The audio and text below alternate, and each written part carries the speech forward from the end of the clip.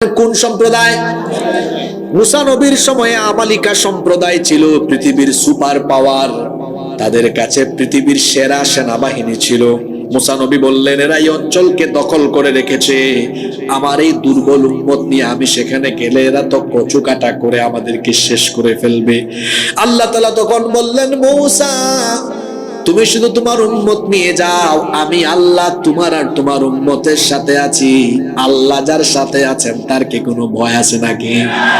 আল্লাহ মুসা নবীকে অভয় দিয়ে বললেন, মুসা তুমি তোমার উম্মত নিয়ে শুধু জিহাদের উদ্দেশ্যে ওখানে যাও, পৃথিবীর সুপার পাওয়ারকে পরাজিত করে ওই ভূমি জেরুজালেম আর ফিলিস্তিনের ভূমি আমি তোমার উম্মতের ভাগ্যে লিখে দিব। আল্লাহু আকবার।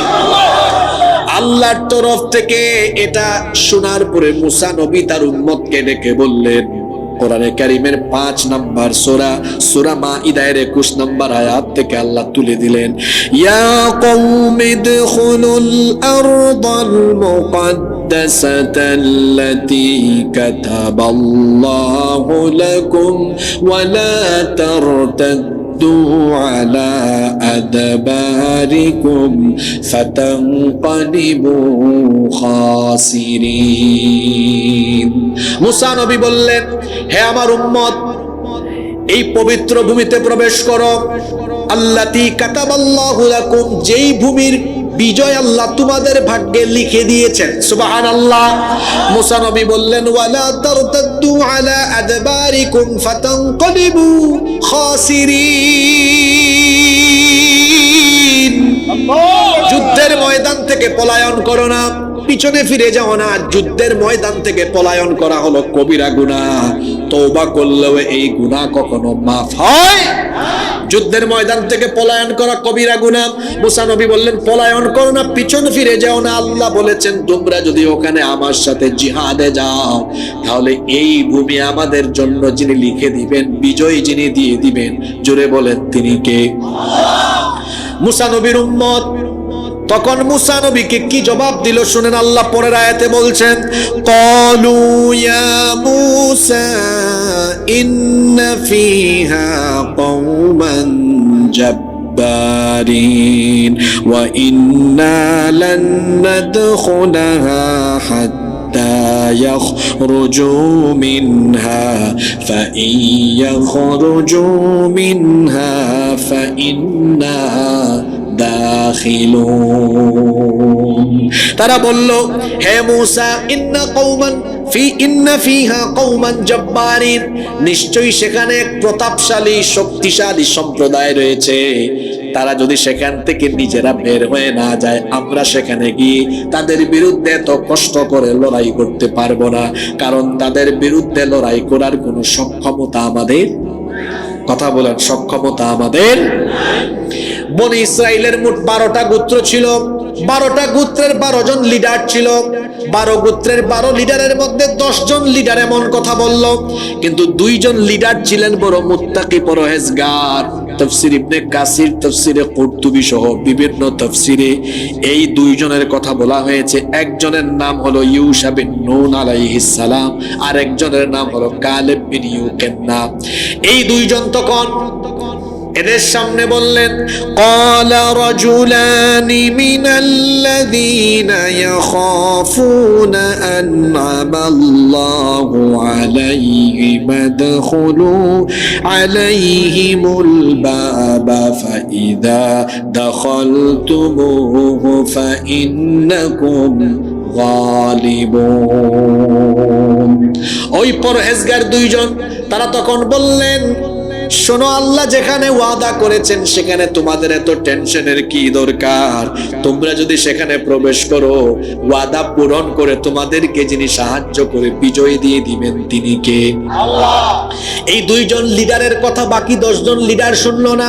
তারা বলল, না না, আমাদের সক্ষমতা নাই, আমরা সেখানে যেতে পারবো না। এরা তখন বলল, ক্বালু ইয়া মুসা ইন্না লান নাদখুলাহা আবাদান মা দামু ফিহা ফাযহাব আনতা ওয়া রাব্বুকা ফাকাতিলা ইন্না হুনা কাঈদুন।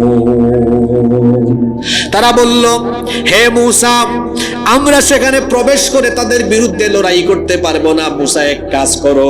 মনোযোগ আছে? কি জবাব দেয় দেখেন। কই, মূসা এক কাজ করো, তুমি আর তোমার রব তোমরা দুইজন মিলে গিয়ে এই শক্তিশালী কাফেরদের বিরুদ্ধে যুদ্ধ করো, আর আমরা যুদ্ধের এই দৃশ্যটা এখান থেকে উপভোগ করি। নাউজুবিল্লাহ পড়বেন না? আমরা পারবো না, আমাদের সক্ষমতা নাই। তুমি আর তোমার রব তোমরা দুইজন মিলে যুদ্ধ করো, ইন্না হাহুনা কাঈদুন, আর আমরা বসে বসে এটা দেখি, উপভোগ করি। আমাদের সক্ষমতা নাই, তোমরা দুইজন মিলে এদের বিরুদ্ধে যুদ্ধ করো। বেয়াদব এই উম্মত যখন সীমা লঙ্ঘন করলো, জিহাদের আদেশ আসার পরে, জিহাদ বাধ্যতামূলক ফরজ করে দেওয়ার পরে তারা যখন জিহাদ থেকে নিজেদেরকে সরিয়ে নিল, আল্লাহ এই অবাধ্য এই বেয়াদবদের জন্য কেমন শাস্তি রেডি করলেন, কেমন শাস্তি তাদেরকে দিলেন শুনেন। মুসা নবী তখন হতাশ হয়ে আল্লাহর দরবারে ফরিয়াদ করেছিলেন, ক্বালা রাব্বি ইন্নী লা আমলিকু ইল্লা নাফসি ওয়া আখি ফাফরুক বাইনানা ওয়া বাইনাল কওমিল ফাসিকিন। মুসা নবী বলেছিলেন, হে রব, আমার আর আমার ভাইদের তো আর কোনো দায়িত্ব নাই। আমি আর আমার ভাই হারুন আমরা দুইজন মিলে এদেরকে বুঝালাম, কিন্তু তারা বুঝলো না। সুতরাং তোমার কাজ তুমি এখন করো, এদের ব্যাপারে তুমি সিদ্ধান্ত নাও। আল্লাহ তাআলা তখন বললেন, ক্বালা ফাইন্নাহা মুহাররামাতুন আলাইহিম আরবাঈনা সানাতান ইয়াতিহুনা ফিল আরদি ফালা তা'সা আলাল কওমিল ফাসিকিন। আল্লাহ তাআলা তখন বললেন, মুসা, 40 বছরের জন্য এদের উপর আমি গজব দিলাম। কত বছর? কি গজব? ইয়াতিহুনা ফিল আরদ, এরা জমিনে উদ্ভাস্তুর মতো ঘোরাফেরা করবে, কোনো কুল কিনার ঠিক ঠিকানা পাবে না। এরা মুসা নবীকে বলল, মুসা তুমি আর তোমার রব মিলে যুদ্ধ করো, আমরা আমাদের বাড়ি গেলাম। বাড়ি কোথায়? এই তো বাড়ি কোথায়? তুমি আর তোমার রব যুদ্ধ করো, আমরা কোথায় গেলাম? আপনারা কি ঘটনা শুনতেছেন? এই এক ঘটনার ভেতরে আজকের সব ওয়াজের শিক্ষা ঢোকা। ভালো করে শুনুন। আমরা বাড়ি গেলাম, এই কথা কইয়া তারা রওনা শুরু করছে। কি গজবে তারা বলল, প্রতিদিন সকালবেলা হাঁটা আরম্ভ করে বাড়ির দিকে মিশর যাবে, সন্ধ্যাবেলা দেখে সূর্য ডুবার সময় সকালে যেখান থেকে হাঁটা শুরু করছে সন্ধ্যাবেলা ওখানেই আবার আসছে। এদেরকে দিকভ্রান্ত করে দিলেন কে? কোনো শিকল নাই, কিন্তু উন্মুক্ত জেলখানা, কোনো দিশা পায় না, কোনো দিশা। মনে করেন সকালে এই বসুইয়া থেকে হাঁটা আরম্ভ করছে, সন্ধ্যা আইসা থেকে আবার বসুইয়াই আসে। মুসিবত এটা কম না বেশি? কত বছরের মুসিবত এটা? আপনাদেরকে হাসানোর জন্য এই কিচ্ছা বলি নাই। আপনারা বলেন তো, টাকা পয়সা থাকলে আপনারা মক্কায় যান, মদিনায় যান। এখানে আমি আমার দাদা পরদাদার আমলের কথা বলি। ওই সময় মানুষ হজে যাইতো, বিমানে করে না, কিসে করে? জাহাজে করে। তো আমরা কিচ্ছা শুনেছি আজকে থেকে 120, 30, 40 বছর আগে মানুষ যখন উমরায় বা হজে যাইতো, একটু ওই ফিলিস্তিন সিরিয়া হয়ে যাইতো। এখন তো হজে উমরায় গেলে আপনারা মক্কা শরীফেও যান, মদিনা শরীফেও যান, কিন্তু চাইলে কি আপনারা মসজিদে আকসায় যেতে পারেন? কিন্তু সেই সময় পৃথিবীর বহু দেশের হাজিরা যাওয়ার সময় বা আসার সময় মসজিদে আকসাটাও সফর করে আসতে পারবেন। আরে আমার আরেকটা হাদিস মনে পড়ে গেল। আল্লাহ রসুল বলেছেন, কিয়ামতের আগে মসজিদে আকসা দূর থেকে একটু দেখা, এটা মানুষের জন্য স্বপ্ন হয়ে যাবে। আল্লাহু আকবার। আজকে তো এটাই হয়ে গিয়েছে। আমরা চাইলে কি যেতে পারি? বলেন, চাইলে কি যেতে পারি? কেন যেতে পারেন না জানেন? এই আজকের ঘটনা শুনেন। আল্লাহ বলেছেন, এটা গিয়ে জিহাদ করে দখল করো ওই মুসা নবীর উম্মতকে। অনেকে বলে, হুজুর আল্লাহর ঘর বা এই পবিত্র ভূমি আল্লাহ কি নিজে হেফাজত করতে পারেন? আমাদের দরকার আছে? নাউযুবিল্লাহি মিন যালিক। অনেকে যুক্তি দেয়, আল্লাহ যদি আবাবিল পাঠাইয়া কাবা ঘর হেফাজত করতে পারে, তো ইহুদিদেরকে আল্লাহ আবাবিল পাঠাইয়া ধ্বংস করে না কেন? কথায় যুক্তি আছে না? এর কথার উত্তরও আছে।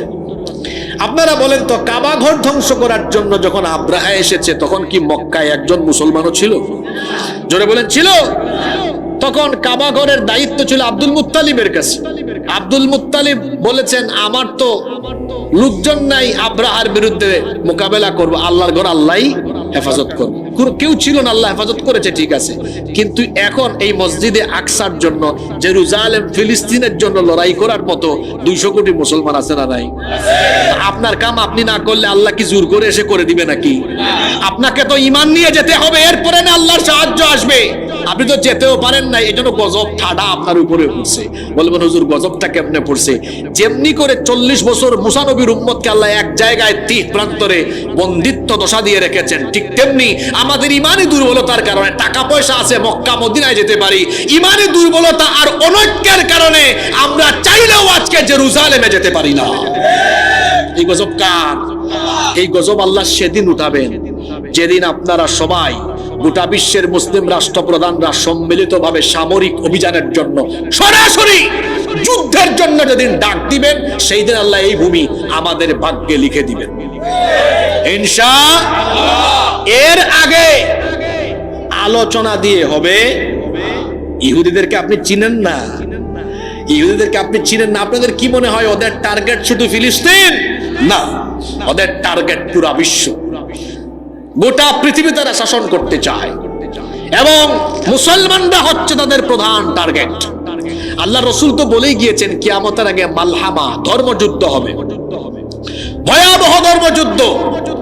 100 জনের মধ্যে 99 জন মারা যাবে। কি ভয়ঙ্কর যুদ্ধ হবে, আপনি চিন্তা করেছেন? এটা আসন্ন, আপকামিং, এটা পৃথিবীতে ঘটবে। আর আমেরিকা, এই ডোনাল্ড ট্রাম্প, এই পাগল যেভাবে পেছন দিক থেকে ইসরায়েলের ইহুদিদেরকে লেলিয়ে দেয়, আমার তো মনে হয় পৃথিবীতে আরেকটা ধর্মযুদ্ধ অত্যাসন্ন হয়ে পড়ছে। সম্মানিত মনোহরগঞ্জবাসী, যেই কথা বলছিলাম, আল্লাহ এদেরকে কত বছরের বন্দিত্ব দশা দিলেন, আর আমরা 110 বছর হয়েছে, 1915 সাল থেকে 2025 পর্যন্ত এই জেরুজালেম নিয়ে, ফিলিস্তিন নিয়ে ষড়যন্ত্র, চক্রান্ত, গণহত্যা ধাপে ধাপে চলমান আছে। কেন আছে? যে আমাদের কাম আমরা করি না, আমরা আল্লাহর উপর ছেড়ে দিচ্ছি। এই জেনারেশনের লোকজন মারা গেল, ঘটনা কিন্তু শেষ না, শুনতেছেন আপনারা? ঈমান নিয়ে দাঁড়াইলে কি হয় ওটা শুনবেন না?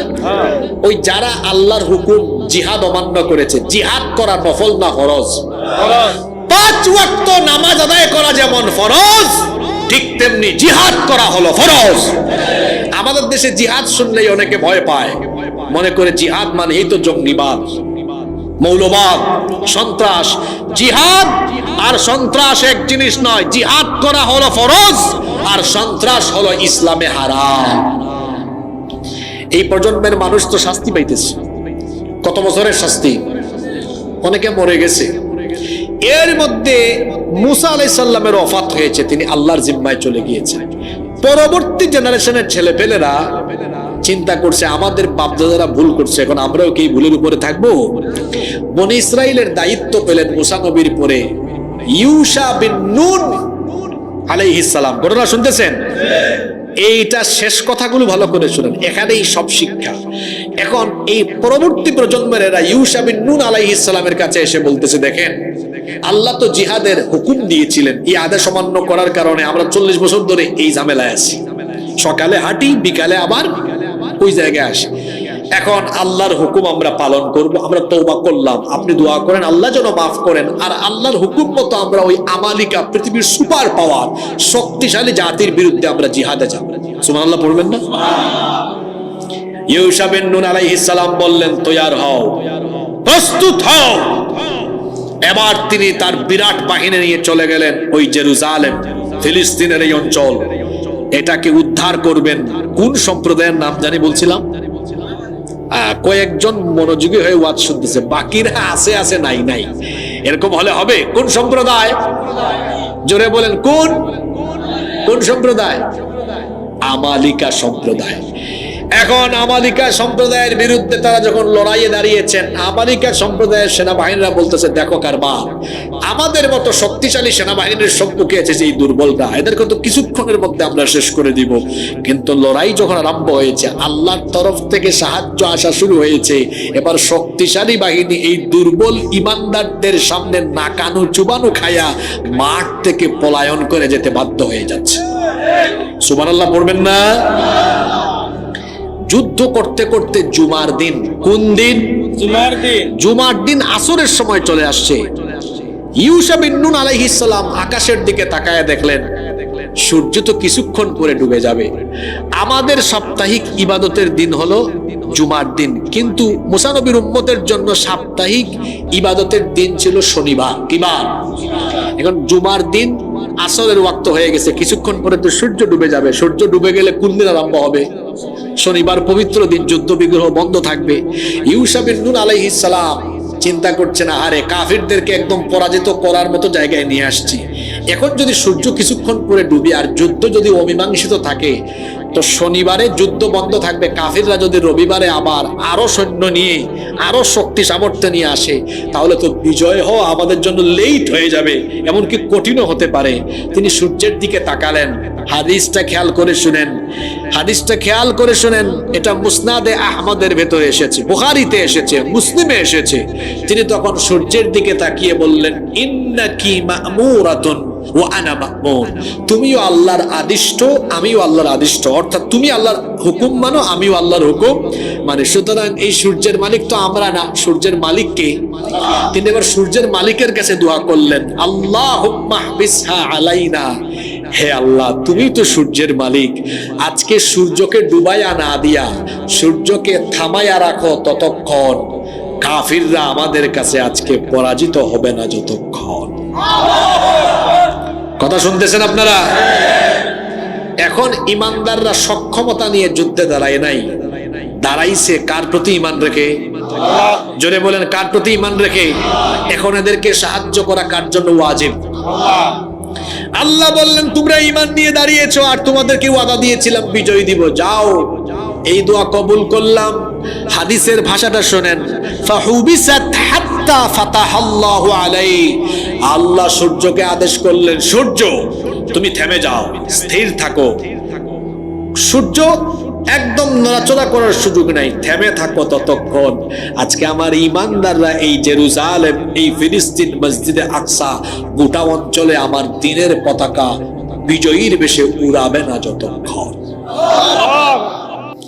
এই ফিলিস্তিন, জেরুজালেম, এই পবিত্র ভূমি, এই মসজিদে আকসা, এই অঞ্চল বিজয়ের জন্য দুর্বল ইমানদাররা সক্ষমতা নিয়ে নয়, ঈমান নিয়ে যখন গিয়েছে। বুখারীতে, মুসলিমে, মুসনাদে আহমদে এক যুগে হাদিসের 3 কিতাবে এই হাদিস এসেছে। আল্লাহ তাআলা দুর্বল ইমানদারদেরকে সাহায্য করার জন্য আসমানের সূর্যকে থামায়া দিয়া পৃথিবীর সুপার পাওয়ার শক্তিশালী সেনাবাহিনীকে ইমানদারদের পায়ের তলায় ফেলায়া দিয়া আল্লাহ ইমানদারদেরকে বিজয়ী করে জেরুজালেম, মসজিদে আকসা, ফিলিস্তিন আল্লাহ তাদের ভাগ্যে লিখে দিয়েছেন। এই যদি অতীত হয়, আমরা যদি নিজের ঈমান আখলাক ঠিক করে আর পৃথিবীর মুসলমানরা ঐক্যবদ্ধ হতে পারি, ফিলিস্তিনের 1 ইঞ্চি জমি অসভ্য ইহুদিরা আমাদের থেকে কেড়ে নিতে পারবে না, পারবে না, পারবে না। আগে আমাদের দুর্বল ঈমানকে তাজা করতে হবে, এরপরে সবাইকে ঐক্যবদ্ধ হতে হবে।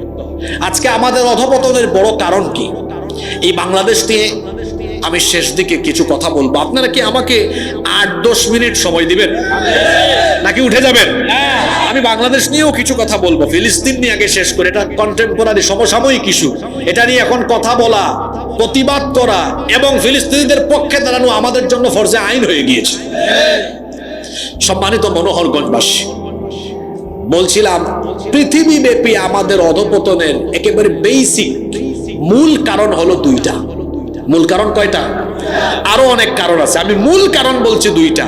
1 নাম্বার কারণ, কুরআন সুন্নাহ থেকে দূরে সরে গিয়ে আমাদের ঈমানকে দুর্বল করে ফেলা। 2 নাম্বার কারণ, আমরা ঐক্যবদ্ধ না থাকা। এই 2টা কারণে পৃথিবীব্যাপী আমরা অধপতিত। সম্মানিত মনোহরগঞ্জবাসী, আমরা এখানে রাত 10টা বাজে বিনা বাধায়, বিনা টেনশনে খুব আরাম করে বসে আল্লাহর কালাম শুনছি, কিন্তু ঠিক এই মুহূর্তে আমাদের ফিলিস্তিনে অবস্থানরত ভাই বোনেরা উদ্ভাস্তর মতো দিকবিদিক ছোটাছুটি করছেন। অসভ্য দখলদার ইসরায়েলের বর্বর ইহুদিরা ইতিহাসের সবচাইতে বর্বরতম গণহত্যা চালিয়ে ফিলিস্তিনের গাজ্জা এবং রাফাকে তারা নিঃশেষ করে দিয়েছে। বড় ব্যথাতুর হৃদয় নিয়ে আমরা এখানে হাজির হয়েছি। এর কারণ হলো পৃথিবীতে 58টি মুসলিম দেশে প্রায় 200 কোটিরও বেশি মুসলমান আছে। সবচাইতে আফসোসের ব্যাপার হলো আমাদের যে 58টি মুসলিম দেশ আছে, এই দেশগুলোর রাষ্ট্রপ্রধানরা মাঝে মাঝে জনগণের রোষানল থেকে বাঁচার জন্য স্টেটমেন্ট, বিবৃতি আর বক্তব্য দেওয়া ছাড়া মজলুম ফিলিস্তিনিদের পক্ষে শক্তভাবে অবস্থান নিয়ে সম্মিলিত মুসলমানদের ঐক্যবদ্ধ একটি প্ল্যাটফর্মে এসে ইসরায়েল এবং আমেরিকার বিরুদ্ধে পদক্ষেপ নেয়ার মতো কোনো কিছুই এখনো পর্যন্ত তারা করেননি।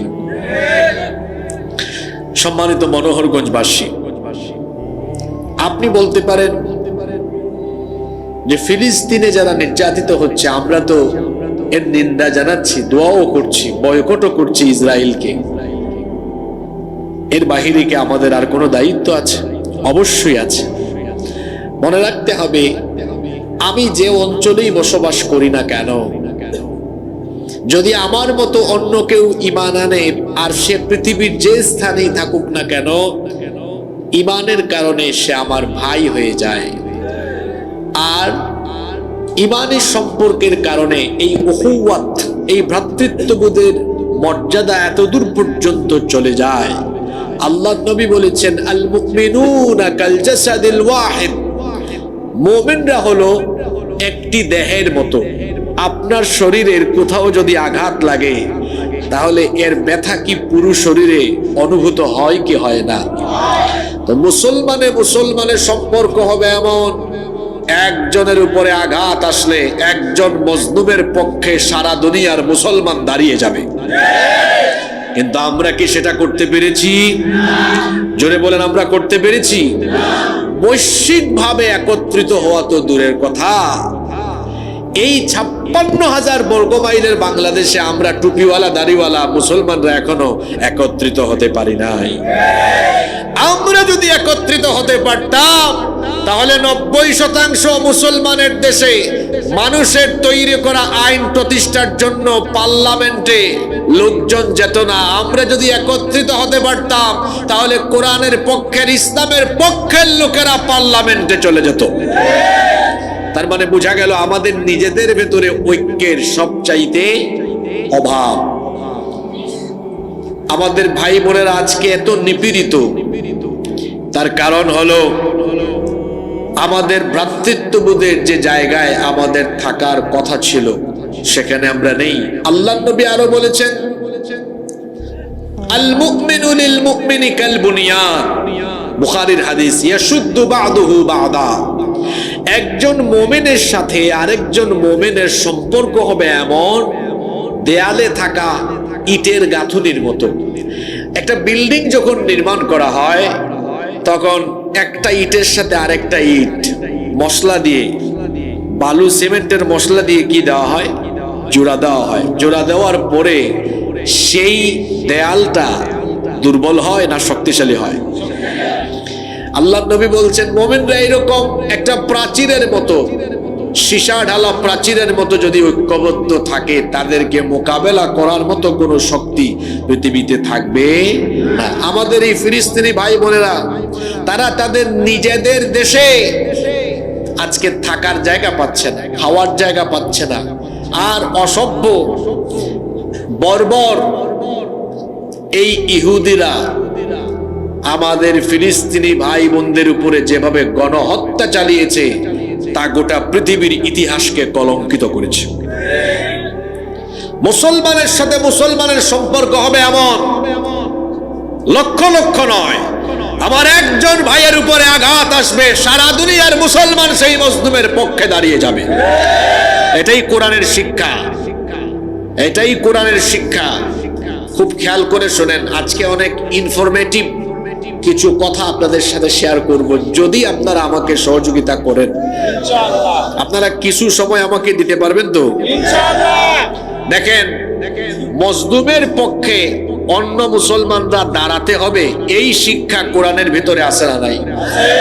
আমি আলোচনা শুরু করছি একটা ঘটনা দিয়ে। মনোযোগ আছে আপনাদের? আল্লাহর নবী হিজরত করে মক্কা থেকে চলে গেলেন কোথায়? সবাই বলেন। আল্লাহ রসুলের পরে, আল্লাহ রসুলের সাথে আরো অনেক সাহাবীরাও হিজরত করে মক্কা থেকে গেলেন কোথায়? মদিনায়। কিন্তু শারীরিকভাবে অক্ষম, বয়স বেশি, চলাফেরা করতে পারে না, এই রকমের অক্ষম দুর্বল কিছু ঈমানদার, যাদের শারীরিক সক্ষমতা ছিল না এবং অর্থনৈতিক দৈন্যদশা ছিল, এই দুইটা ক্যাটাগরি, শারীরিকভাবে অক্ষম আর আর্থিক দৈন্যতা থাকা দুর্বল কিছু নারী, পুরুষ আর শিশুরা হিজরত করে মক্কা থেকে মদিনায় যেতে পারেনি। এরা থেকে গেছে কোথায়? জোরে বলেন, কোথায়? শারীরিক অক্ষমতা এবং আর্থিক দৈন্যতার কারণে দুর্বল কিছু নারী, পুরুষ আর শিশুরা মক্কায় থেকে গেলেন। কাফির মুশরিকের দল সেই দুর্বল ঈমানদারদের উপরে এমন অবর্ণনীয় জুলুম আর নির্যাতন আরম্ভ করলো। সেই জুলুম, নির্যাতন, নিপীড়নে সে সকল দুর্বল ঈমানদার নারী, পুরুষ এবং শিশুরা আহাজারি করতে লাগলো। তাদের আর্তনাদে, তাদের আহাজারিতে গোটা মক্কার আকাশ বাতাস ভারী হয়ে গেল। সেই মজলুমরা তখন জুলুমে, নিপীড়নে নিষ্পেষিত হয়ে আল্লাহর দরবারে দোয়া করলেন। মোট 3টা কথা বুঝে থাকলে বলেন, সেই মজলুমেরা আল্লাহর দরবারে আবেদন করলেন মোট কয়টা? মজলুমের দোয়া আল্লাহর দরবারে ডিরেক্ট কবুল হয়ে যায়। তার কারণ হলো মজলুম আর আল্লাহর মাঝখানে কোনো পর্দা থাকে না। এজন্য আল্লাহর নবী বলেছেন, ইত্তাকু দাওয়াতাল মাজলুম, মজলুমের বদদুয়া থেকে তোমরা নিজেকে বাঁচাও, কারো উপর জুলুম করো না। কারণ মজলুম যখন আল্লাহর দরবারে দোয়া করে, মজলুমের সেই দোয়া যিনি কবুল করে নেন, গলার আওয়াজ বড় করে সবাই বলেন, তিনি কে? আল্লাহ। একজন মজলুমের চক্ষু থেকে যখন পানি ঝরে, সেই পানির ফুটা জালিমের জন্য অভিশাপ আর আল্লাহর গজব হয়ে ফিরে আসে। মজলুমের দোয়া কখনো বিফলে যায় না। দেখেন, এই বাংলাদেশে 16-17 বছর যেই জালিমের গোষ্ঠী মানুষের উপর জুলুম করেছে, আর মজলুমদের চোখের পানি যখন নীরবে নিভৃত রাতের অন্ধকারে ঝরেছে, মজলুমদের চোখের পানি জালিমের গোষ্ঠীর জন্য এমন অভিশাপ আর এমন গজব হয়ে ফিরে এসেছে।